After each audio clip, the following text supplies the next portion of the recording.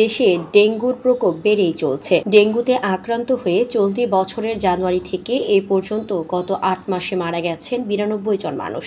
রোববার মশাবাহিত রোগ বিষয়ক জাতীয় কমিটির সভায় এ তথ্য তুলে ধরা হয়। গত বছর একই সময়ে মৃত্যুর সংখ্যা ছিল ৬৯১ জন। এ হিসেবে গত বছরের তুলনায় ডেঙ্গুতে এবার ৫৯৯ জন কম মারা গেছেন। সভায় স্বাস্থ্য অধিদপ্তরের পরিসংখ্যান তুলে ধরে জানানো হয়, চলতি বছরের ১ জানুয়ারি থেকে ৭ সেপ্টেম্বর পর্যন্ত ঢাকা মহানগরে ডেঙ্গু আক্রান্ত হয়ে মারা যান ৬৩ জন। এ সময় ঢাকা মহানগরের বাইরে সারা দেশে মারা গেছেন ২৯ জন। গত বছরের ১ জানুয়ারি থেকে ৭ সেপ্টেম্বর পর্যন্ত ডেঙ্গুতে ঢাকা মহানগরের ৪৯৭ জন মারা যান। দেশের অন্যান্য স্থানে মৃতের সংখ্যা ছিল ১৯৪ জনে। গত বছর এই সময়ে ডেঙ্গুতে মোট মারা যান ৬৯১ জন।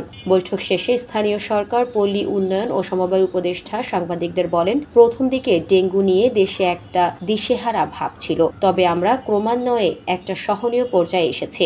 আমাদের অর্জন তখনই হবে যখন একটি মৃত্যুও হবে না। এখনো আমরা সে পর্যায়ে পৌঁছাতে পারিনি। এদিকে চলতি বছরের ৭ সেপ্টেম্বর পর্যন্ত সারা দেশে ডেঙ্গু আক্রান্ত রোগীর সংখ্যা ১৪,৮০৪ জন। এর মধ্যে ঢাকা মহানগরে ৬,২০৯ জন এবং ঢাকা মহানগরের বাহিরে ৮,৫৯৫ জন ডেঙ্গুতে আক্রান্ত হয়েছেন।